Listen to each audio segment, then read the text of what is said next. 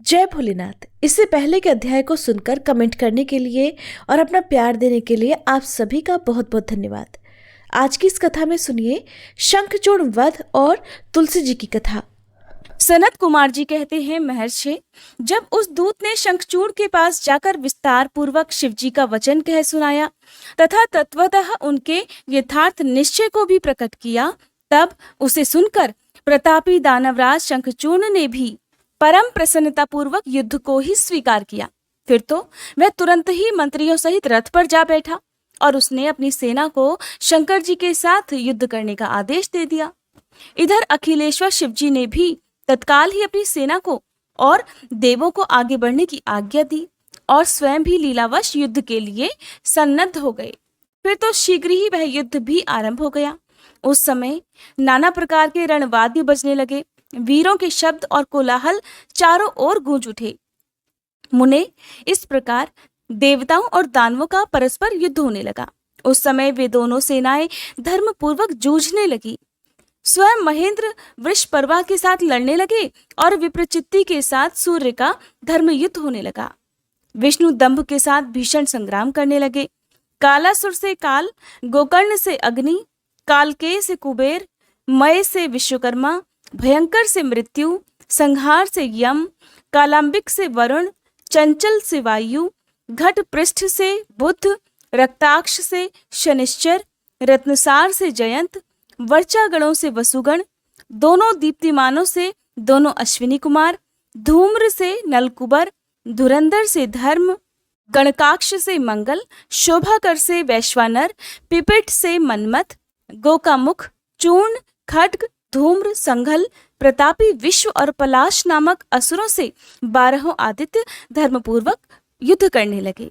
इस प्रकार शिव जी की सहायता के लिए आए हुए अमरों का असुरों के साथ युद्ध होने लगा। 11 महारुद्र महान बल पराक्रम से संपन्न होकर 11 भयंकर असुर वीरों से भिड़ गए।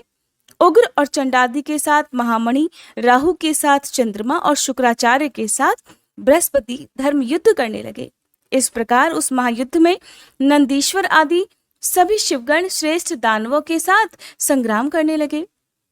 विस्तार भय से उनका पृथक वर्णन नहीं किया गया है। मुने, उस समय सारी सेनाएं निरंतर युद्ध में व्यस्त थी और शंभु काल्यसुत के साथ वट वृक्ष के नीचे विराजमान थे। उधर शंखचूर्ण भी रत्नाभरणों से विभूषित होकर करोड़ों दानवों के साथ रमणीय रत्न सिंहासन पर बैठा हुआ था।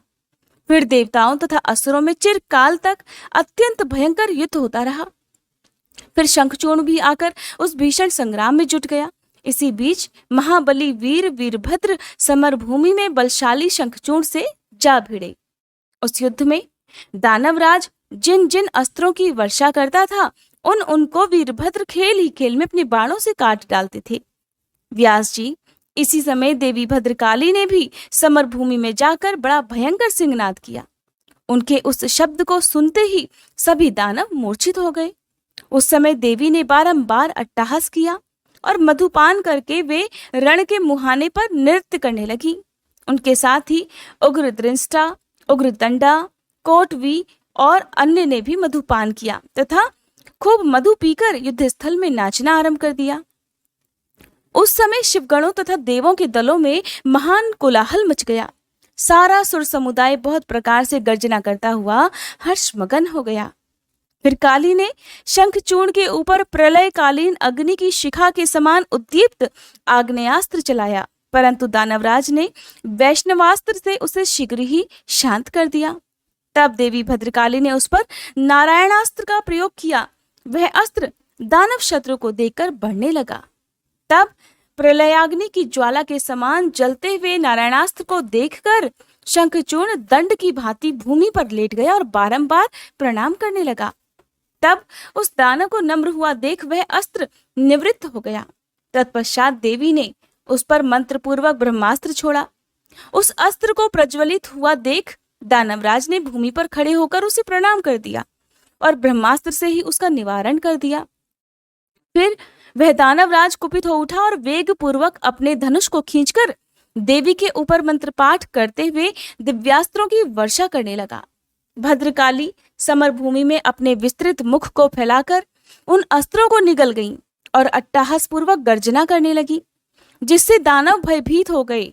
तब शंखचूर्ण ने काली के ऊपर 100 योजन लंबी शक्ति से वार किया, परंतु देवी ने अपने दिव्यास्त्र समूह से उसके 100 टुकड़े कर दिए। इस प्रकार उन दोनों में चिरकाल तक युद्ध होता रहा और सभी देवता तथा दानव दर्शक बनकर उसे देखते रहे। अंत में देवी ने महान कोपावेश से उस पर वेग पूर्वक मुष्टि प्रहार किया। उसकी चोट से वह दानव चक्कर काटने लगा और उसी क्षण मूर्छित हो गया। फिर क्षण भर में ही उसकी चेतना लौट आई और वह उठ खड़ा हुआ, परंतु उस प्रतापी ने मात्र बुद्धि होने के कारण देवी के साथ बाहुयुद्ध नहीं किया। तब देवी ने उस दानव को पकड़कर उसे बारंबार घुमाया और बड़े क्रोध से वेग पूर्वक ऊपर को उछाल दिया। प्रतापी शंखचूर्ण वेग से ऊपर को उछला और पृथ्वी पर गिरकर पुनः उठ खड़ा हुआ। उस भयानक युद्ध में उसे बिल्कुल भी डर नहीं लग रहा था, बल्कि उसका मन प्रसन्न था। फिर वह भद्रकाली को प्रणाम करके बहुमूल्य रत्नों द्वारा निर्मित अपने परम मनोहर विमान पर जा बैठा। इधर कालिका भूख से विह्वल होकर दानवों का रक्तपान करने लगी। इसी समय वहां पर इस प्रकार आकाशवाणी हुई, ईश्वरी, अभी रणभूमि में सिंहनाद करने वाले 1.5 लाख दानवेंद्र और बचे हैं। ये बड़े उद्धत हैं, अतः तुम इन्हें अपना आहार बना लो। परंतु देवी, संग्राम में दानवराज शंखचूर्ण को मारने के लिए मन मत दौड़ाओ, क्योंकि ये तुम्हारे लिए अवध्य है, ऐसा निश्चय समझो। आकाशवाणी द्वारा कहे हुए वचन को सुनकर देवी भद्रकाली ने बहुत से दानवों का मांस भक्षण करके उनका रक्तपान किया और फिर वे शिवजी के निकट चली गईं। वहां उन्होंने पूर्वापर के क्रम से सारा युद्ध वृतांत कह सुनाया। व्यास जी ने पूछा, हे बुद्धिवान सनत कुमार जी, काली का वह कथन सुनकर महेश्वर ने उस समय क्या कहा और कौन सा कार्य किया, उसे भी आप वर्णन करने की कृपा करें, क्योंकि मेरे मन में उसे सुनने की तीव्र इच्छा जाग उठी है। सनत कुमार जी कहते हैं, मुने, शंभु तो जीवों के कल्याण करता परमेश्वर और बड़े लीला विहारी हैं। वे काली द्वारा कहे हुए वचन को सुनकर उन्हें आश्वासन देते हुए हंसने लगे। फिर वे खुद ही अपने गणों को साथ लेकर युद्ध भूमि की ओर चले। उस समय वे महावृषभ नंदीश्वर पर सवार थे और उन्हीं के समान पराक्रमी वीरभद्र, भैरव और क्षेत्रपाल आदि उनके साथ थे। रणभूमि में पहुंचकर महेश्वर ने वीर रूप धारण कर लिया। उस समय उन रुद्र की बड़ी शोभा हो रही थी और वे मूर्तिमान काल से दिख रहे थे। जब शंखचूर्ण की दृष्टि शिवजी पर पड़ी, तब वह विमान से उतर पड़ा और परम भक्ति के साथ दंड की तरह पृथ्वी पर लौटकर उसने सिर के बल उन्हें प्रणाम किया। इस प्रकार नमस्कार करने के बाद वह तुरंत ही अपने विमान पर जा बैठा और कवच धारण करके उसने धनुष बाण उठा लिया। फिर तो दोनों ओर से बाणों की झड़ी लग गई। यो व्यर्थ ही बाण वर्षा करने वाले शिव और शंखचूर्ण का वह उग्र युद्ध सैकड़ों वर्षों तक चलता रहा। अंत में युद्ध स्थल में शंखचूर्ण का वध करने के लिए महाबली महेश्वर ने सहसा अपना वह त्रिशूल उठाया, जिसका निवारण करना बड़े बड़े तेजस्वियों के लिए भी अशक्य है। तब तत्काल ही उसका निषेध करने के लिए इस प्रकार आकाशवाणी हुई, शंकर, मेरी प्रार्थना सुनिए और इस समय इस त्रिशूल को मत चलाइए। ईश, यदि आप क्षण मात्र में पूरे ब्रह्मांड का विनाश करने में सर्वथा समर्थ हैं, फिर इस अकेले दानव शंखचूर्ण की तो बात ही क्या है। फिर भी आप स्वामी के द्वारा देव मर्यादा का विनाश नहीं होना चाहिए। महादेव, आप उस देव मर्यादा को सुनिए और आप उसे सत्य और सफल बनाइए। वह देव मर्यादा ये है कि जब तक इस शंखचूर्ण के हाथ में श्री हरि का परम उग्र कवच वर्तमान रहेगा और इसकी पतिव्रता पत्नी अर्थात तुलसी का सतीत्व अखंडित रहेगा, तब तक इस पर जरा और मृत्यु अपना प्रभाव नहीं डाल सकेंगे। अतः हे जगदीश्वर शंकर, ब्रह्मा के इस वचन को सत्य कीजिए। तब शिवजी ने उस आकाशवाणी को सुनकर तथास्तु कहकर उसे स्वीकार कर लिया और विष्णु जी को उस कार्य के लिए प्रेरित किया। फिर तो शिवजी की इच्छा से विष्णु जी वहां से चल पड़े।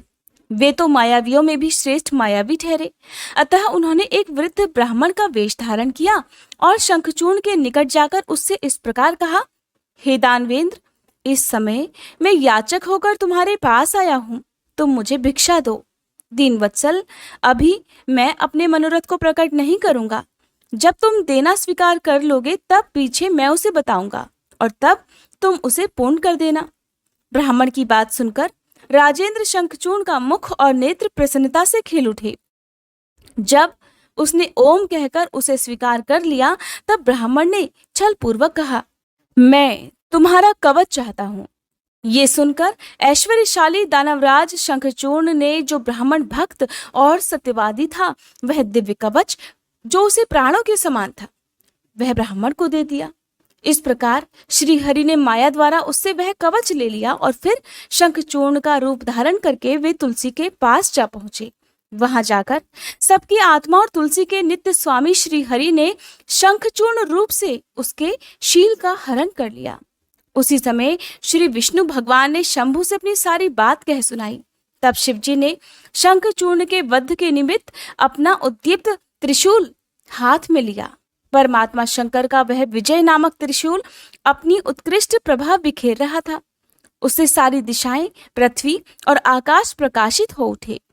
वह मध्याह्नकालीन करोड़ों सूर्यों तथा प्रलयाग्नि की शिखा के समान चमकीला था। उसका निवारण करना सर्वथा असंभव था। वह दुर्धर्ष, कभी व्यर्थ न होने वाला और शत्रुओं का संहारक था। वह तेजों का अत्यंत उग्र समूह, संपूर्ण शास्त्रास्त्रों का सहायक, भयंकर और सारे देवताओं तथा असुरों के लिए दुस्सह था। वह एक ही स्थान पर ऐसा दमक रहा था मानो लीला का सहारा लेकर संपूर्ण ब्रह्मांड का संहार करने के लिए उद्यत हो। उसकी लंबाई 1000 धनुष और चौड़ाई 100 हाथ थी। उस जीव ब्रह्म स्वरूप शूल का किसी के द्वारा निर्माण नहीं हुआ था। उसका रूप नित्य था। आकाश में चक्कर काटता हुआ वह त्रिशूल शिवजी की आज्ञा से शंखचूर्ण के ऊपर गिरा और उसने उसी क्षण उसे राख की ढेरी बना दिया। हे विप्र, महेश्वर का वह शूल मन के समान वेगशाली था। वह मन की गति से चलने वाला था। वह शीघ्र ही अपना कार्य पूर्ण करके शंकर जी के पास आ पहुंचा और फिर आकाश मार्ग से चला गया। उस समय स्वर्ग में दुंदुभियां बजने लगी। गंधर्व और किन्नर गान करने लगे। देवों तथा मुनियों ने स्तुति गान करना आरंभ कर दिया और अप्सराएं नृत्य करने लगी। शिव जी के ऊपर लगातार पुष्पों की वर्षा होने लगी और ब्रह्मा, विष्णु, इंद्र आदि देवता तथा मुनिगण उनकी प्रशंसा करने लगे। दानवराज शंखचूर्ण भी शिव जी की कृपा से शाप मुक्त हो गया और उसे उसके पूर्व अर्थात श्री कृष्ण पार्षद रूप की प्राप्ति हो गई। शंखचूर्ण की हड्डियों से शंख जाति का प्रादुर्भाव हुआ। जिस शंख का जल शंकर के अलावा देवताओं के लिए प्रशस्त माना जाता है। यही कारण है कि कभी भी भगवान शिव का या शिवलिंग का अभिषेक शंख से नहीं किया जाता। महामुने श्री हरि और लक्ष्मी जी को तथा उनके संबंधियों को शंख और शंख द्वारा अर्पित किया गया जल अत्यंत प्रिय है, किंतु शिव जी के लिए कभी नहीं। इस प्रकार शंखचूर्ण को मारकर शंकर, उमा, स्कंद और गणों के साथ प्रसन्नता पूर्वक नंदीश्वर पर सवार होकर शिवलोक को चले गए। भगवान विष्णु ने वैकुंठ लोक के लिए प्रस्थान किया और देवगण परमानंद मगन होकर अपने अपने लोक को चले गए। उस समय जगत में चारों ओर परम शांति छा गई। सबको निर्विघ्न रूप से सुख मिलने लगा। आकाश निर्मल हो गया और सारी पृथ्वी पर उत्तम उत्तम मंगल कार्य होने लगे। मुने, इस प्रकार मैंने तुमसे महेश के जिस चरित्र का वर्णन किया है वह परम आनंददायक, सर्व दुखारी, लक्ष्मीप्रद और सभी कामनाओं को पूर्ण करने वाला है। व्यास जी के पूछने पर सनत कुमार जी ने कहा, हे महर्षि, रणभूमि में आकाशवाणी को सुनकर जब देवेश्वर शंभु ने श्री हरि को प्रेरित किया तब वे तुरंत ही अपनी माया से ब्राह्मण का वेश धारण करके शंखचूर्ण के पास जा पहुंचे और उन्होंने उससे परमोत्कृष्ट कवच मांग लिया। फिर शंखचूर्ण का रूप बनाकर वे तुलसी के घर की ओर चले।